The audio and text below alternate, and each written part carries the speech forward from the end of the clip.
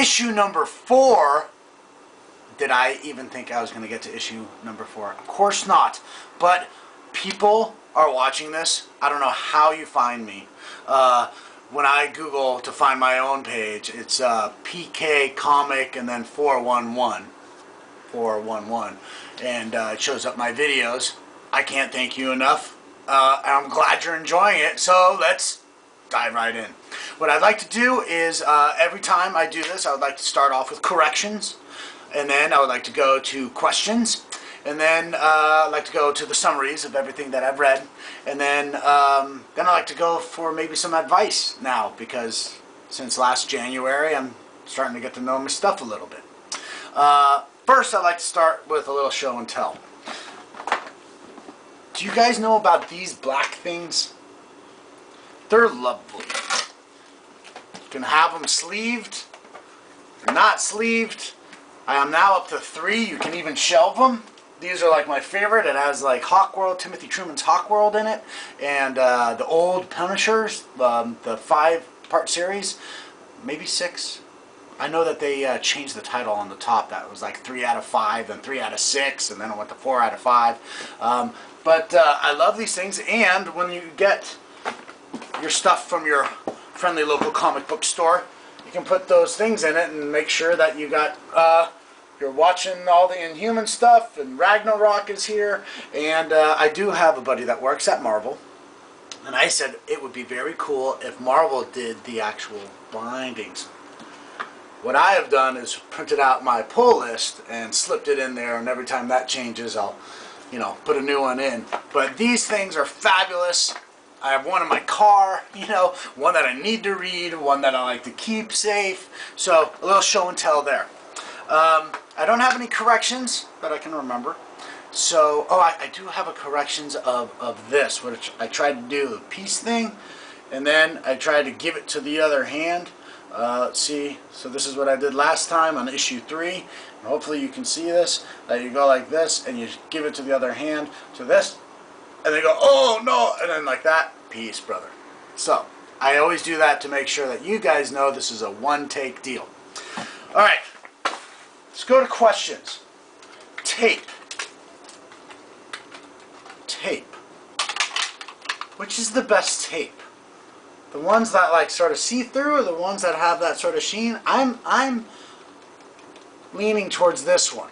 And I think it was issue 1 that we talked about how do you do your tape. I was told to do one single horizontal one, but every time I try to open it, then of course he's like, yeah, right? Splits. So what I did read is that one thing that I didn't know is that you should squeeze all the air out of it. In terms of the inks and the oils and stuff, squeeze the air out of it. I like to use the heavier mill, and I also like to use the silver backing. However, when I look at this, it's not. Oh yeah, this is an old one. Okay, I have a question for you. Question. We're in Forever Evil in the DC universe. Prior to that, there was the Trinity War, and I sort of made fun of it because it's not really a war, it's a little bit of a skirmish or misunderstanding. It wasn't what it really looked like in terms of their advertising of the war that was going to happen between the 3 factions. Okay, so this is the card, and I always keep these. Sort of silly to sleeve it or bag it, but I want you to see in June on the very, very top, the Prelude, this is important, Prelude is Trinity of Sin Pandora 1. You're going to like go really close. Alright, so that's what this is. Trinity of Sin Pandora, and then in the bottom you see prequel. Doesn't say prelude. It says prequel. This is a long, I've been thinking about this question forever. So, on this, prelude, prequel. All the way back to number 20 of Justice League. And notice how this is horizontal back in the day. Now I'm going to try to do it really quick. Ah, I got lucky. It didn't split. Now, I hope someone out there knows the answer to this. This says prologue, prelude, prequel, prologue. and this is way before the other issues. Prologue to Trinity War, Chapter 2, Secrets. This is Despero's revenge when he takes down the satellite that they're in. Watchtower. Okay, so hold on. I need to zoom in on that.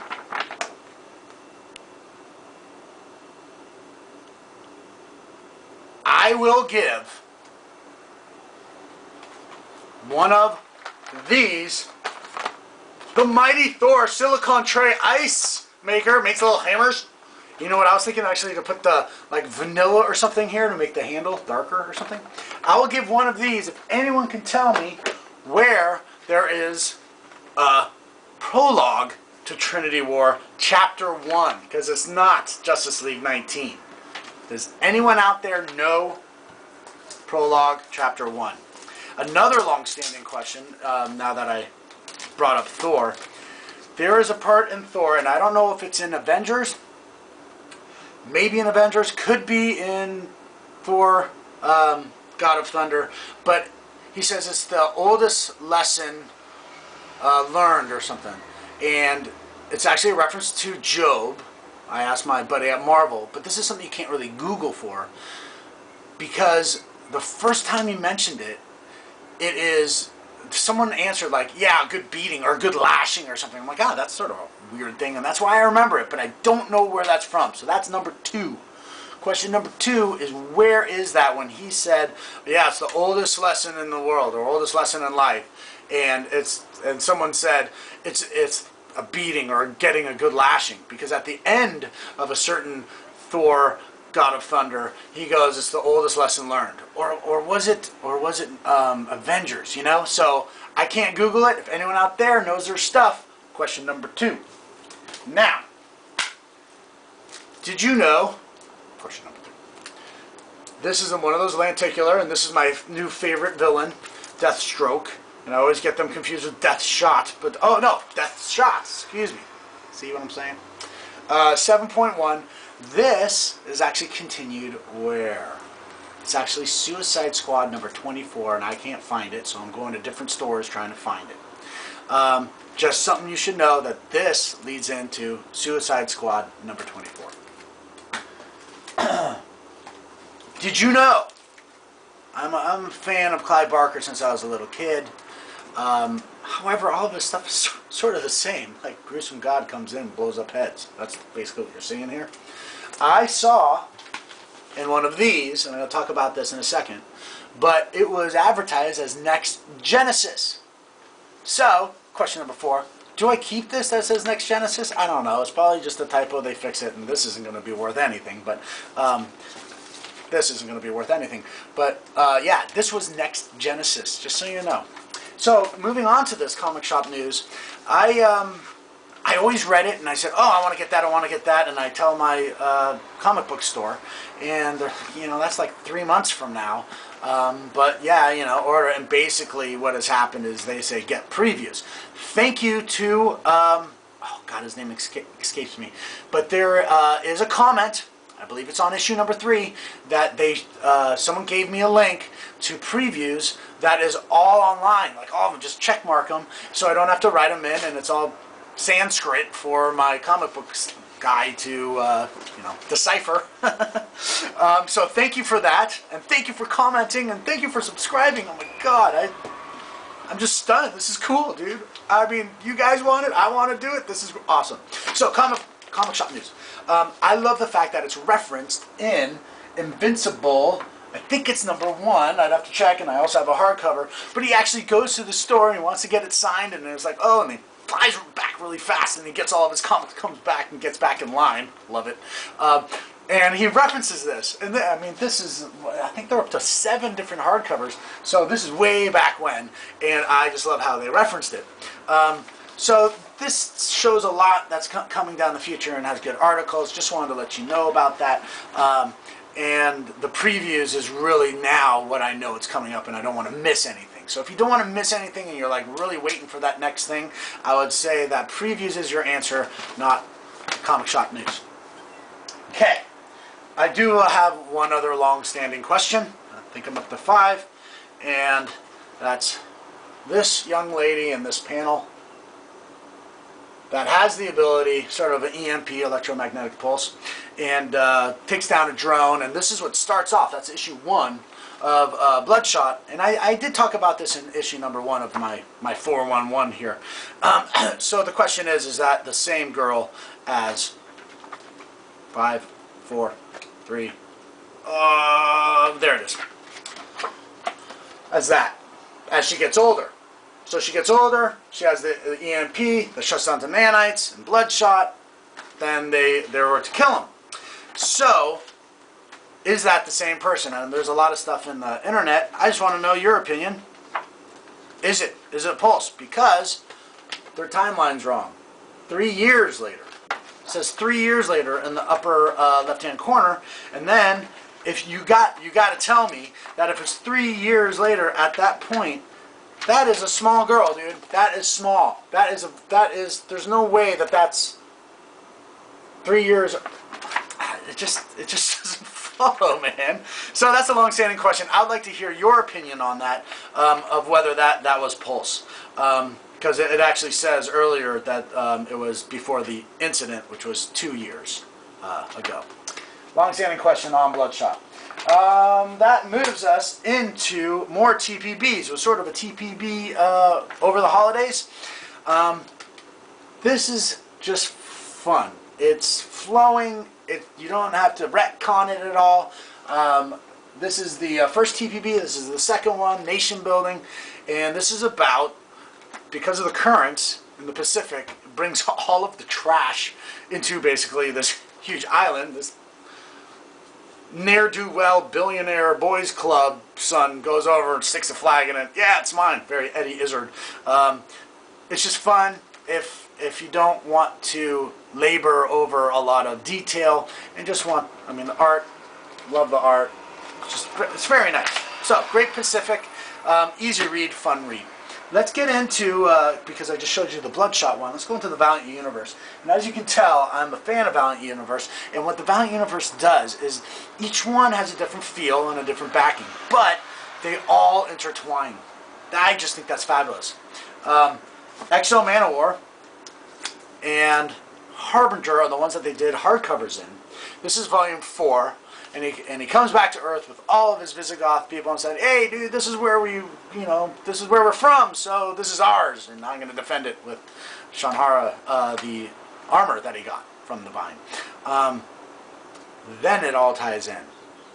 You have the Eternal Warrior showing up, which is the brother of Archer and Armstrong, Jalad, and Armstrong apparently wrote Gilgamesh. Love that. Why did they put that in there? That's great. So, and now they're going to have Unity, which you saw here. So you have your Eternal Warrior, you even have Ninjak, Toyo Harada, which is from Harbinger, and then, of course, Manowar here, Exo Manowar. So that's all coming together. I find it interesting, though, that Bloodshot, which is, I would think, the sort of main character, doesn't have the hardcover. You can get the Exo Manowar hardcover and the Harbinger hardcover deluxe edition, and how beautiful is this, right? So, like you suggested, the ones that you really want to keep and have on your shelf, those are the ones that you get in hardcover. So I have Thor, God of Thunder, the first one in hardcover. I do find it interesting that Valiant didn't make a Bloodshot hardcover. Of course, I'll get it when it ever shows up. Again, big fan of Valiant Universe, because then you have sort of the slapstick comedy side, and I hope they don't bridge this into Unity and stuff like that. But these guys are hilarious. I mean, haphazard heroes, and the GOAT, and we'll leave it at that. Now, I did talk about Shadow Man, that I did get the singles when I was trying to decide between singles and trade paperbacks. It's Justin Jordan. Again, Amy Dolan, Geek and Sundry, Comic Book Girl 19, Tongue Twister. It's Justin Jordan, and he wrote number 0. And then I said, oh, that's great, because I came into it late, so I bought the 1 through 8 or 1 through 9 single issues. And it was not what basically 0 was awesome, and 1 through 9 was blah. And as opposed to all the other Valiant Universe titles, this has a bunch of different writers. So you can see that they're trying to figure out, where to go with it. Even the last issue in this trade paperback was 3 mini stories. So, why am I telling you all this again? Because he comes back for issue 10. So as you can see, there's issue 0 and then issue 10, both done by Justin Jordan. Those two are fantabulous. And then the other ones are sort of so-so. But Valiant Universe, I'm going to collect it just because I love it. I mean, all their art is always awesome. It's just great. Every single one is great. And now I'm going to start talking about my comic book stores, which I haven't mentioned because I didn't want to step on anyone's toes. But how great is it that Sam Schiffer from Blue Moon Comics, he knows I love the Valiant Universe, got me this. This is an old style. I mean, even the old logo, right? Versus the new logo. Sort of the V guy going on here.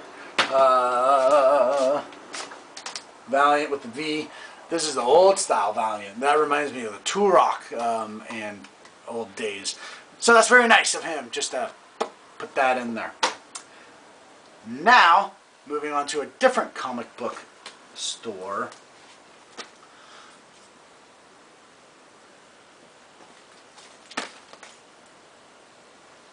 Why did I go back and get the 14? This one, sort of funny.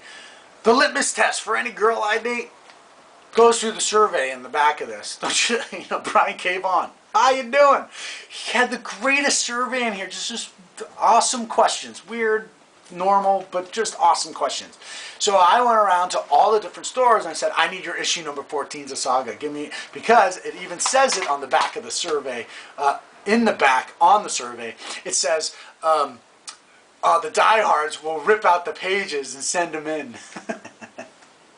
So I said, give me, funny. Give me all your 14s. So I got as many as I could. And the answers, we compiled them all, were in this one, issue 17. Now, I think in issue 3, I talked about issue 16 being sort of ho-hum, and maybe it's a good, breather if it was in the TPB in terms of pacing, but it was sort of blah. And I think I may know the reason to that, but let me go back to this.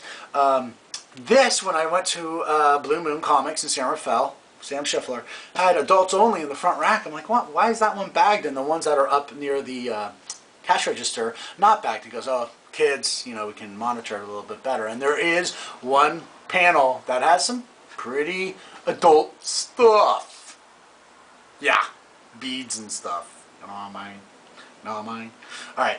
Love it. Things are happening. Things are happening in 17. So, love it. Thank you, Brian K. Vaughan. But why was 16 so... Well, when I was reading, it was Coffin Hill.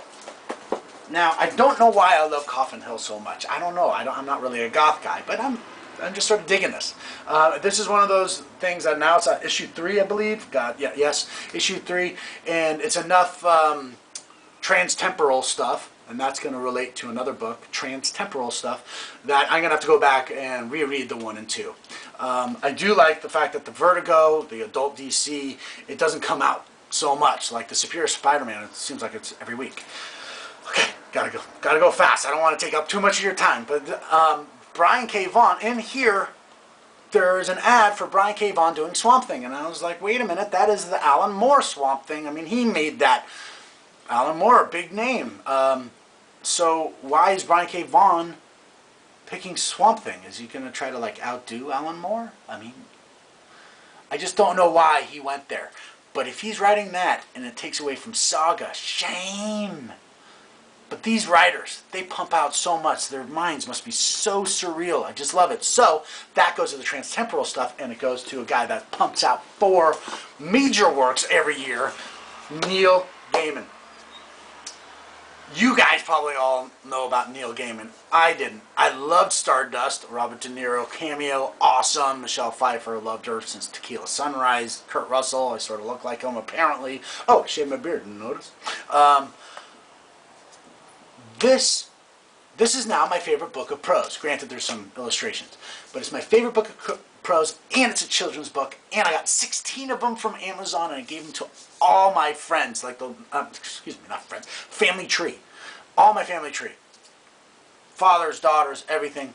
Transtemporal anomalies. I love this. Fortunately, the milk, my mom, may she rest in peace, was all, you need a nice cold glass of milk, she used to say. And I love this book, and you should get it, and you should read it, and you can read it in one sitting.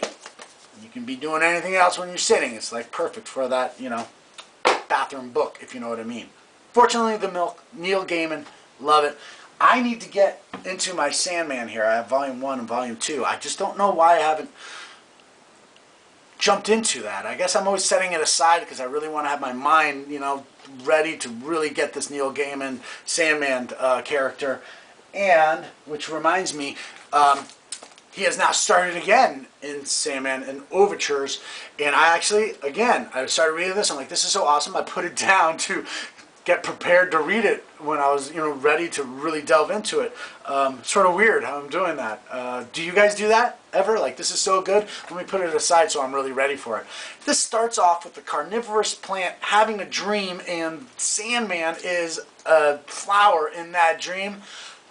That's genius, people. Carnivorous plant with sentience, dreams, and Sandman, you can tell it's Sandman, but he's a flower because a flower only knows flowers. Plant only knows plant.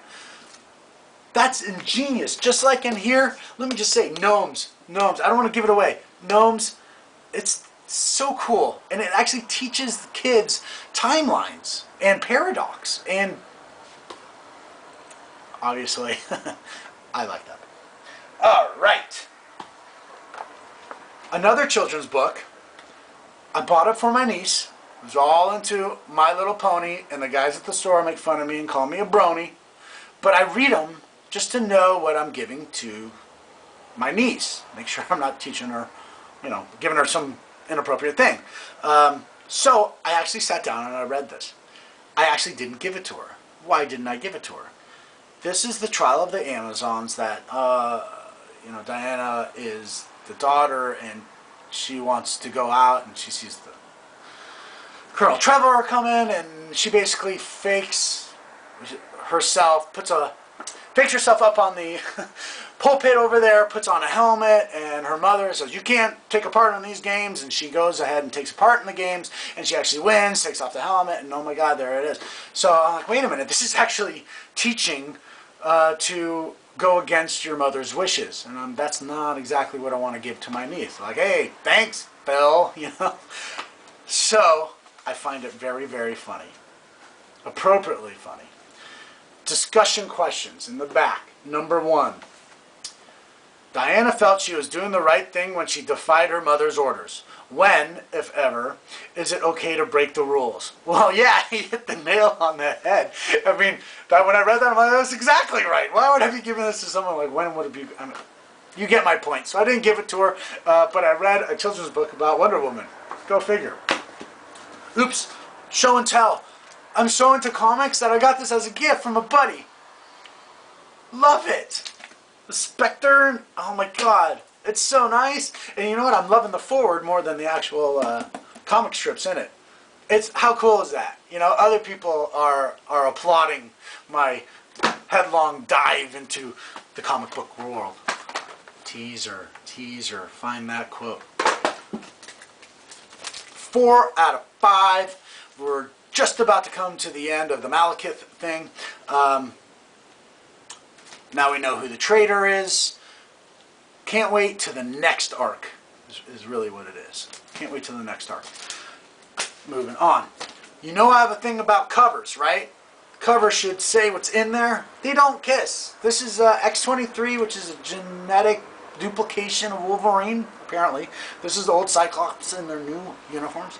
I should say, young Cyclops from the past. With X-23, they don't, but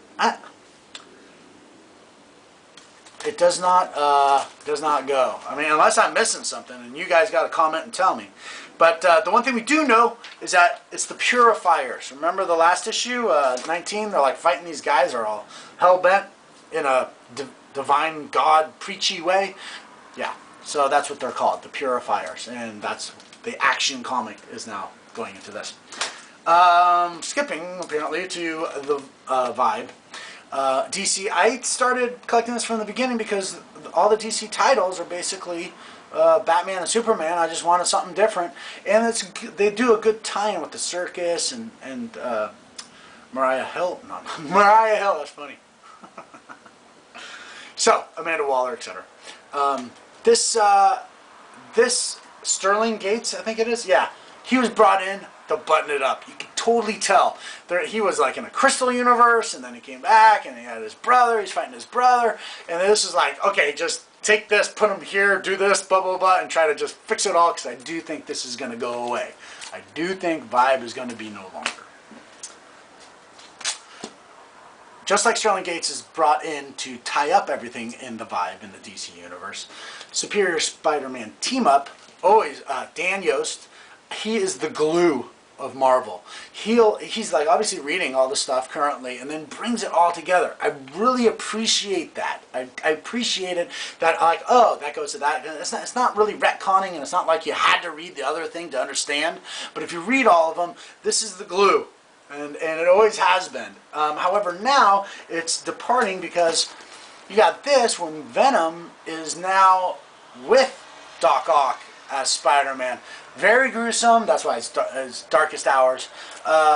Sure, I just sort of want it to play through. Really, I'm just not a fan of Venom. Pretty gnarly stuff, though. He's really taking it to the hoop and demanding things. In fact, I think it was at the end of the team. No. It was Mighty Avengers. At the end of Mighty Avengers, and I really like that Dr. Adam Brashear, which is Blue Marvel, but he wasn't in the last one, which is here.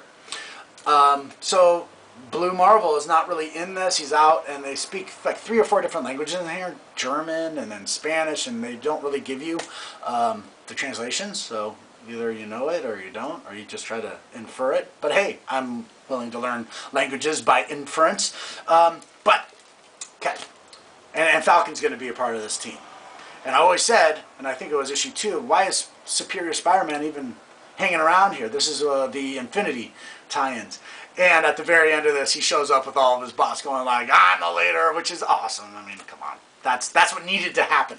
But we don't know who the spider hero is. All we know is that he says I shouldn't show my face.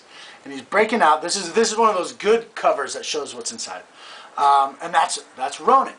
Now, the only Ronin that I know, again, since January 13, is in the trade paperback of Hawkeye, #1. On the back of this is a Young Avengers throw-in that they put in. And in Young Avengers, Christ almighty, I'm only one take. Was I wrong? Was I wrong? I can't be wrong. Was it in the back? Yeah, okay. 5, 4, 3, 2, 1. There. So on the back of Hawkeye, Matt Fraction, thumbs up, is the Young Avengers presents Hawkeye, and as you can see down here, it says Ronin.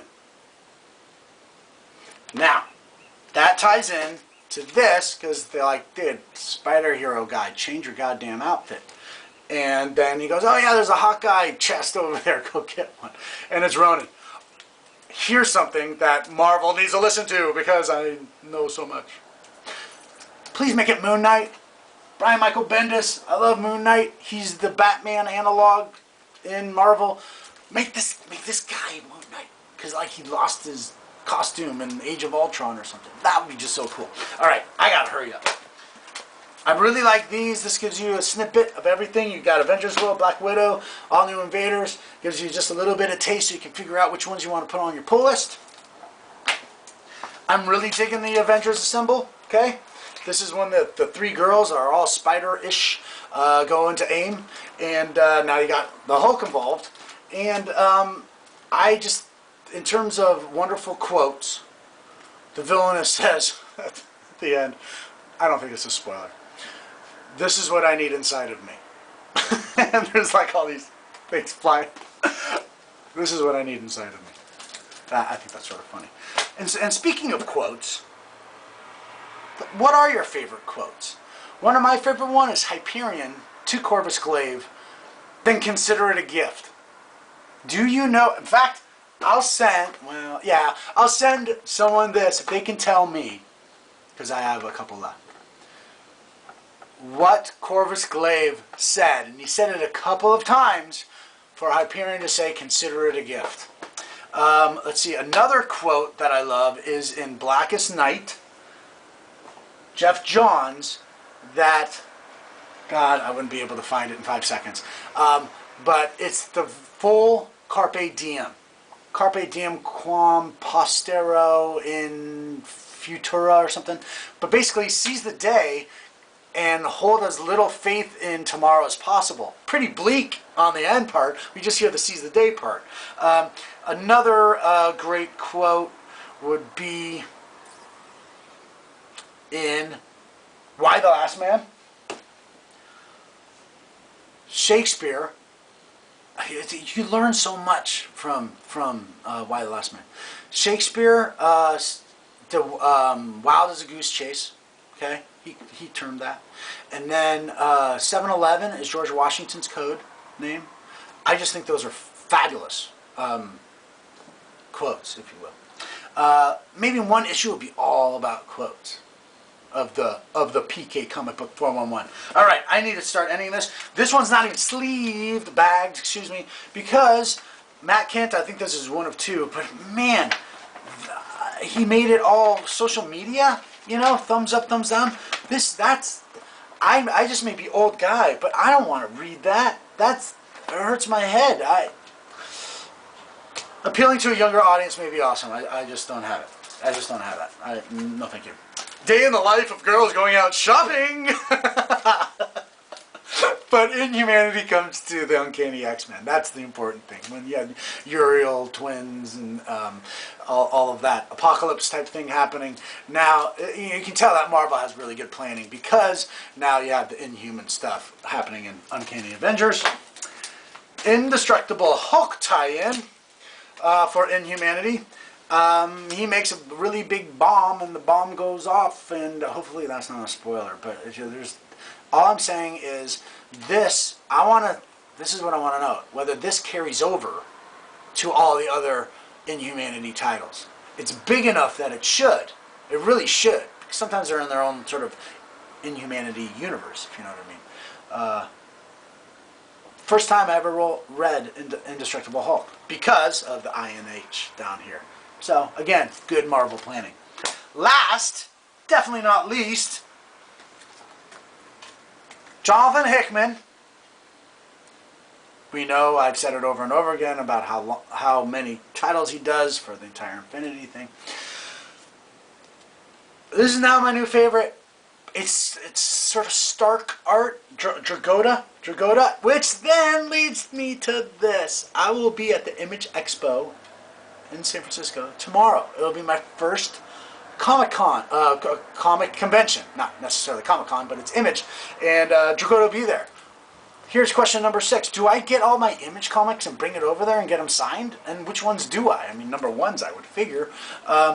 I can't wait for this to come out in trade paperback and show other people. In terms of Hickman and his Marvel stuff, this stuff at Image is really, this is Stark. I think that's, I mean, the apocalypse is personified, and this is like the third apocalypse type of story in all comic verse.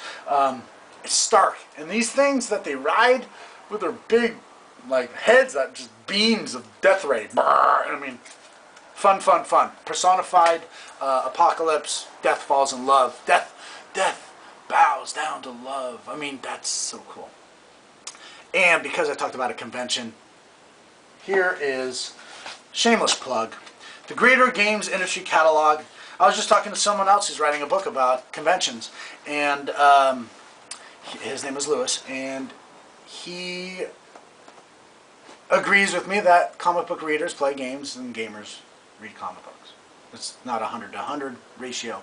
But Greater Games Industry Catalog, GGIC, is sort of like the phone book, if you will. And inside, you have this on page 157. Power, packs of war, each rank. Logo recognition, logo recognition, logo recognition, logo recognition. And what they look like in real. life is this and this. I'll definitely be giving these out with, like, you know, little prizes. I want to give prizes. I want to give back. I want to give back. Thank you so much. I'm taking too much of your time, but I tried to talk really fast, and I got much more reading to do. Thank you so much. Again, Google PK Comic 411, and you'll find my videos. This is issue number 4. Thank you.